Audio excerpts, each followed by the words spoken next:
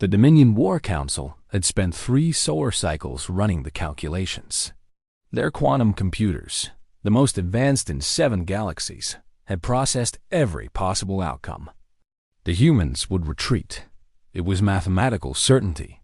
No species with such short lifespans would risk extinction over a single colony world. The Zithran Empire had conquered 400 species using this same approach. Show overwhelming force. Make the cost of resistance too high. Watch them surrender. Admiral Vexton stood on the command deck of the Eternal Conquest, flagship of the Imperial Armada. His 4 eyes scanned the holographic display showing Earth's 3rd Fleet, 47 ships against his 300. The humans had positioned themselves in a defensive formation around the colony world of New Eden. 2 million human civilians lived on that planet. 2 million lives that their leaders would surely not sacrifice.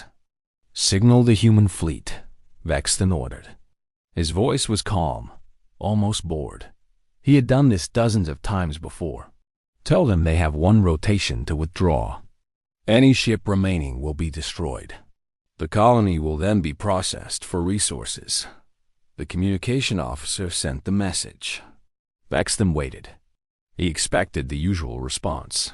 Negotiations, pleas for mercy, requests for more time, then the inevitable retreat. His species had learned long ago that most civilizations valued survival above honor. The math was simple. Why die for one world when you could live to defend others? The response came in 4 minutes. It was not what he expected. Admiral Vexton, the human voice said through the speakers. It belonged to a female. Fleet Admiral Sarah Chun. Intelligence reports said she was 63 years old, ancient by human standards. Her voice carried no fear. This is Admiral Chun of the Terran Defense Force. New Eden is a human world. Those are human citizens. We do not abandon our people. We do not retreat. Your offer is rejected. If you advance, we will fight. Every ship, every soldier, every last one of us. Vexton's second-in-command, Commander Thrall, made a sound of confusion. Admiral, this response does not match our projections. Perhaps there is a translation error? No error, Vexton replied. He felt the first small sensation of doubt, but he pushed it away. The calculations could not be wrong. They are bluffing. It is a negotiation tactic. They hope we will offer better terms. He ordered the fleet to advance. The Imperial Armada moved forward in perfect formation. 300 warships, each one capable of destroying a small moon. Their weapons powered up, shields activated, targeting systems locked. Vexton watched the human fleet on his display. He expected them to break formation, to scatter, to run. They did not move. Admiral Chun sat in her command chair aboard the TDF Defiance. Around her, the bridge crew worked with quiet efficiency. No panic, no fear, just focus. She had served in the military for 40 years. She had lost friends, family, and ships. She had seen the worst that the galaxy could offer, but she had never retreated from a fight that mattered. All ships report ready, Admiral, her executive officer said. Commander James Park was 30 years younger than her. He'd been born on New Eden. His parents still lived there. Good, Chun replied. Remember our doctrine. Make every shot count. Target their command vessels first. And no matter what happens, we hold the line. The Zithran fleet entered weapons range. Vexton gave the order to fire. Thousands of plasma beams and kinetic rounds streaked across space. The battle for New Eden had begun. The first human ship to fall was the destroyer Vigilant. It took 14 direct hits and exploded in a ball of fire. But before it died, its crew fired everything they had. Their missiles struck the Zithran cruiser Void Hunter, crippling its engines. The Vigilant's captain, a young man named Taurus, stayed at his post until the end. His last transmission was simple. Tell my wife I kept my promise. Vexton watched the exchange with growing unease. The humans were not fighting like a species trying to survive. They were fighting like a species willing to die. Every human ship that fell took Zithran vessels with it. They used tactics his computers had not predicted. They rammed disabled ships into his formation. They ejected their reactor cores as improvised bombs. They fought with a ferocity that defied logic. "Admiral," Commander Thrall said, his voice now carrying concern, "we have lost 27 ships. The humans have lost 12. This rate of exchange was not in our calculations. Increase firepower," Vexton ordered. "Focus all batteries on their flagship." 50 Zithran ships turned their weapons on the Defiance. Admiral Chun watched the incoming fire on her display. She knew her ship could not survive such an attack. She also knew what she had to do. "All hands, brace for impact," she announced over the ship-wide system. "It has been an honor serving with you." The Defiance took the first wave of fire. Its shields collapsed. Hull breaches opened across multiple decks. Fires erupted. Systems failed. But Chun did not order a retreat. Instead, she ordered her ship forward. The Defiance accelerated directly toward the Eternal Conquest. Vex then saw what was happening. For the first time in his long career, he felt fear. Evasive maneuvers. All ships target that vessel. But it was too late. The Defiance, burning and broken, crashed into the side of the Eternal Conquest. The impact killed hundreds on both ships. Admiral Chun died in the collision. But her sacrifice created chaos in the Zithran command structure. Commander Park survived. He had been thrown clear in an escape pod. As he floated in space, watching the battle continue, he sent a message to the remaining human ships. "The Admiral is gone. I am taking command. Continue the mission."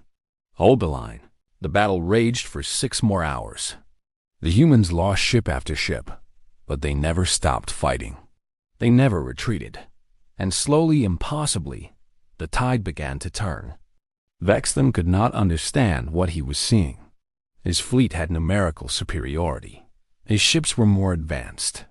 His crews were better trained. Yet the humans were winning. Not because they were stronger, but because they simply refused to lose. A human pilot named Jackson flew his damaged fighter directly into the engine core of a Zithran carrier.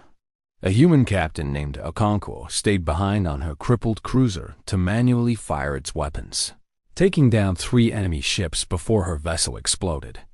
A human medic named Petrov continued treating wounded soldiers even as her medical bay was exposed to vacuum, working in a sealed suit until the last patient was saved.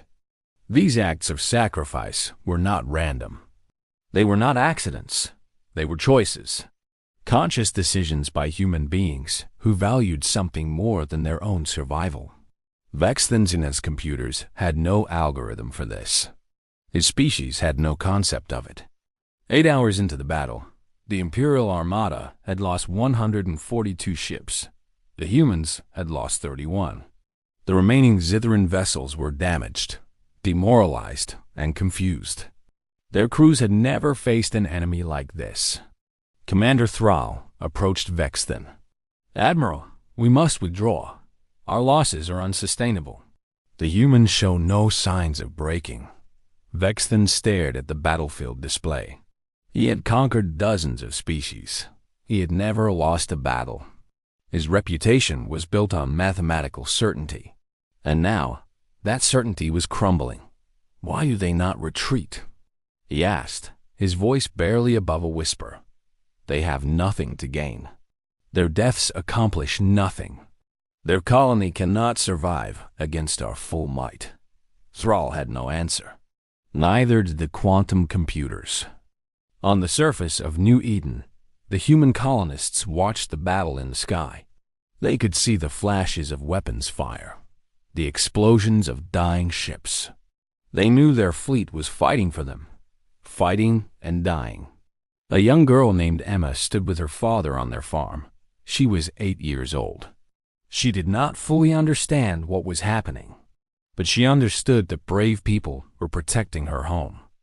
"Why are they fighting, Daddy?" she asked. Her father, A former soldier himself knelt beside her. "Because that is what humans do, sweetheart. We protect our own. We never leave anyone behind." In space, Commander Park received word that reinforcements were coming. The 4th and 5th Fleets had broken from their positions to provide assistance. They would arrive in 2 hours. All he had to do was hold until then. "All ships," he broadcast. "Help is on the way. We just need to hold a little longer. I know you are tired. I know you are hurt. But think about those 2 million people down there.